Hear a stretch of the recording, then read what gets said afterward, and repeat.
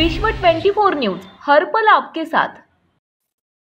नमस्कार, आपण इंदापूर तालुक्यामध्ये एका मोर्चाचं आयोजन करताय असं समजलं आहे।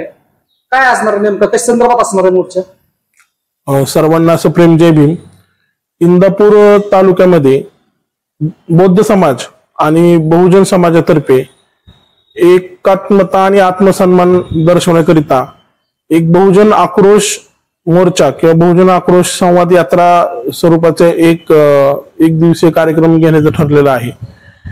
येत्या दिनांक 29 मार्च 2025 रोजी दुपारी 3 नंतर छत्रपती शिवाजी महाराज आणि परमपूज्य डॉक्टर बाबासाहेब आंबेडकर यांच्या पुतळ्यापासून इंदापूर तहसीलदार कचेरी या दरम्यान हा मोर्चा काढण्याचं ठरलेला आहे।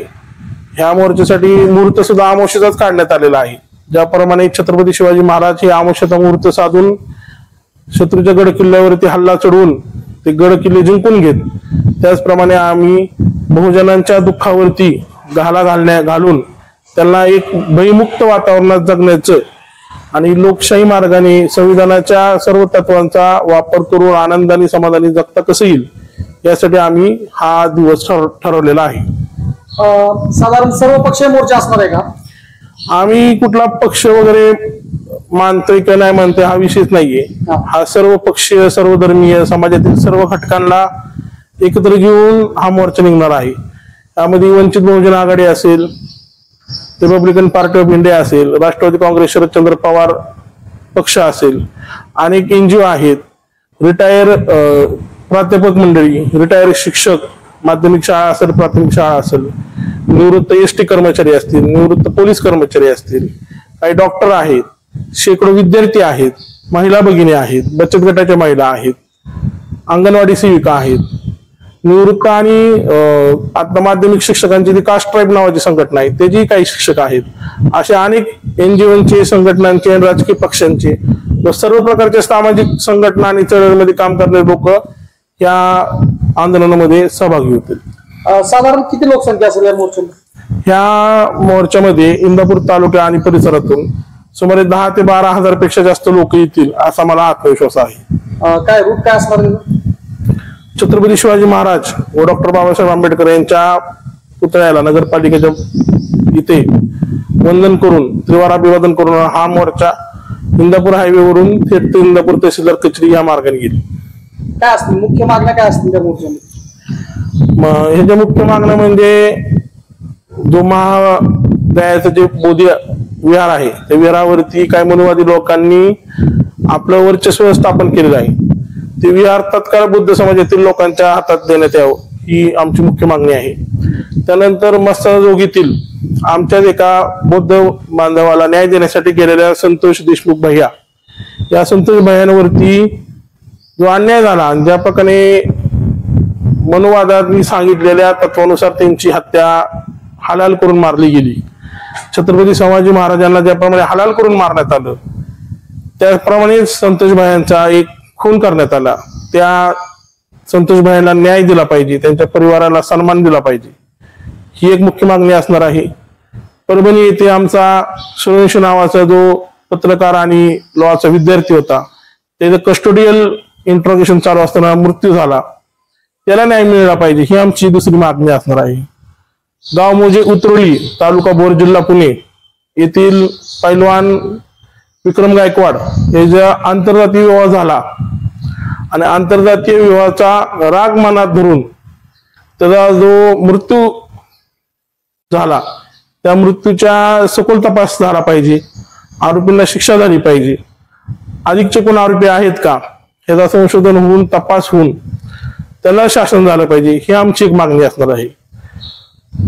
काही काळामध्ये बौद्ध समाजातील काही लोकांवरती खोट्या स्वरूपाचे गुन्हे दाखल करण्यात आले, म्हणजे एखादा बौद्ध समाजातील माणूस किंवा बहुजन समाजाचा माणूस पंचायत समितीमध्ये गेला, जिल्हा परिषद मध्ये गेला, पोलीस स्टेशन मध्ये गेला तर त्याच्यावरती खोटे 353 दाखल केले जातात। त्यांनी एखादा RTIचा अर्ज दाखल केला तर त्याच्यावरती खंडणी मागितली म्हणून गुन्हा दाखल केला जातो। याची कुठेही शहानिशा न करता प्रशासकीय अधिकारी एकमेकांची संगनमत करून अशा प्रकारे विशेषतः बौद्ध समाजातील लोकांना टार्गेट करून किंवा बहुजन समाजातील लोकांना टार्गेट करून त्यांच्यावरती गुन्हे दाखल करतात, ह्याला कुठेतरी चाप बसला पाहिजे. आणि जर आरटीआयचा एखादा अर्ज असेल किंवा पंचायत समिती, जिल्हा परिषद, पोलीस स्टेशन इथले काही गैरप्रकार एखादा माणूस संविधानिक माध्यमांचा वापर करून जर उघडकीस करत असेल तर त्याला ती माहिती मिळाली पाहिजे. किंवा ह्या नाही तर त्या काही प्रकारे त्यांच्यावरती गुन्हे दाखल करणे, नोटिसा पाठवणे, तडीपार करताची धमकी देणे, 110च्या नोटिसा पाठवणे, हे सर्व गैरप्रकार जे कायदेशीर चौकटीत बसत नाहीयेत, पण ओढून ताणून पोलीस यंत्रणा आणि महसूल यंत्रणा हे बसवण्याचा प्रयत्न करते. हा केविलवाण्या प्रकार जो त्यांचा चालू आहे तोही त्यांनी तत्काळ थांबवला पाहिजे आणि सर्वांना भयमुक्त वातावरणामध्ये जगण्याचा आनंद घेता आला पाहिजे. या अशा अनेक मागण्या आम्ही या ठिकाणी घेऊन हा आंदोलन करतो. गेल्या काही दिवसामध्ये अमित शहाच्या विरोधामध्ये इंदापूर येथील सर्व कार्यकर्त्यांनी एक अमित शहा यांचे काल्पनिक पुतळा जाळला होता. त्या संदर्भात देखील काही कार्यकर्त्यांवरती गुन्हे दाखल झालेले समजते. कसं बघताय आपण याच्याकडे? हे पहा, लोकशाहीचं पवित्र मंदिर आहे भारताची संसद. आता सेंट्रल विस्ता ह्या नवीन सभागृहामध्ये ही पवित्र संसद चालते आणि देशाचे माननीय गृहमंत्री साहेब बाबासाहेबांचं नाव घेणं ही फॅशन झाली असं एक टिंगल टवाळीच्या सुरात बोलले. बाबासाहेब ही काय फॅशन नाही, बाबासाहेब आमची पॅशन आहे, बाबासाहेब आमचा आत्मसन्मान आहे आणि ह्या आत्मसन्मानाला जागृत करण्यासाठीच हा आजचा मोर्चा आम्ही काढण्याचा प्रस्ताव करतो. आणि मागच्या वेळेला झालेल्या आंदोलनाचं म्हणाल तरी भारतभर आंदोलन झाले, पण इंदापुरामध्ये फक्त त्याच मोर्चावरती गुन्हा दाखल करण्यात आला तर रस्ता रोकोला.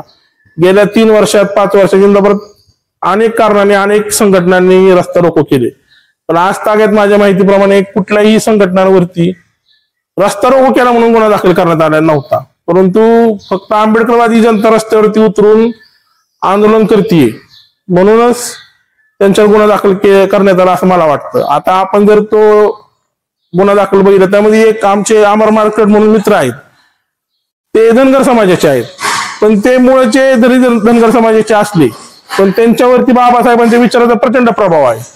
मग अशा ज्या ज्या लोकांनी बाबासाहेब स्वीकारला त्या लोकांना कुठं ना कुठं टॉर्चर करायचं का, असं ह्या सरकारचा काय उद्देश आहे का, असं डायरेक्ट इनडायरेक्टली समोर येते. ते एक शोकांतिका आहे आणि ह्या शोकांतिकाला चाप कसा लावायचा, म्हणजे अशा या केविलवाणी कृत्यांना कसं थांबवायचं, यासाठी हे सर्व नियोजन आम्ही करतो.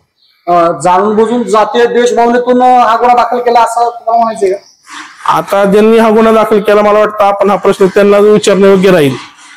परंतु बाबासाहेब मानणाऱ्या किंवा बौद्ध समाजाला असो किंवा जातीने बौद्ध जरी नसला एखादा माणूस, पण तो बाबासाहेबांच्या विचारांनी पछाडलेला आहे, त्याला बाबासाहेबांवर प्रेम आहे, शिवाजी महाराजांवर प्रेम आहे, अशाच लोकांना का टार्गेट केले जाते हे बघणं संशोधनाचा विषय राहील. कारण आता संतोष देशमुख सारखं जर प्रकरण बघितलं तर संतोष देशमुख भाई हे स्वतः बहुजनवादी विचाराचे माणूस, म्हणजे ते ज्या गावात राहतात त्या गावातले सर्वधर्मीय लोक त्यांचे मित्र होते, परंतु त्यांची हत्या मनवादाच्या तत्वानुसार करण्यात आली. यावरून स्पष्ट होतं की कुणाचा कुणावर प्रभाव आहे आणि कोण कुठल्या प्रभावाखाली काम करते आणि कोण कोण किसके हात की कठपुतली बनी आहे वो देखना पडेगा. गेल्या काही दिवसामध्ये पत्रकार तानाजी करचे यांनी पोलीस प्रशासनातील चाललेला काही सावळा गोंधळ जो होता तो चावट्यावर आणण्याचा प्रयत्न केला होता आणि तानाजी करचेवरती जाणून बुजून प्रशासनाने गुन्हा दाखल केला आणि त्यांना मदत करण्यासाठी म्हणून ऍडव्होकेट राहुल मकरे गेले होते, तर त्यांच्यावर देखील गुन्हा दाखल झाला होता. कसं बघताय आपण याच्याकडे? आता हे दोन्ही प्रकरण न्यायप्रविष्ट आहेत, त्यामुळे आता त्या विषयावरती बोलणं योग्य राहणार नाही. परंतु माननीय अतिरिक्त जिल्हा सत्र न्यायालय यांनी ऍडव्होकेट राहुल मकरे यांना पुरेसा दिलेला आहे, त्यामुळं न्यायालयानेच गुन्हा दाखल जो केला आणि त्यांचं नाव जे वडलं त्याबद्दल योग्य ते सूचना केलेली आहे असं मला वाटतं. राज्यातील महत्त्वाच्या आणि आपल्या भागातील ताज्या बातम्या पाहण्यासाठी आजच आमच्या विश्व 24 न्यूज चॅनलला यूट्यूबवर सबस्क्राईब करा आणि बेल आयकॉन प्रेस करा.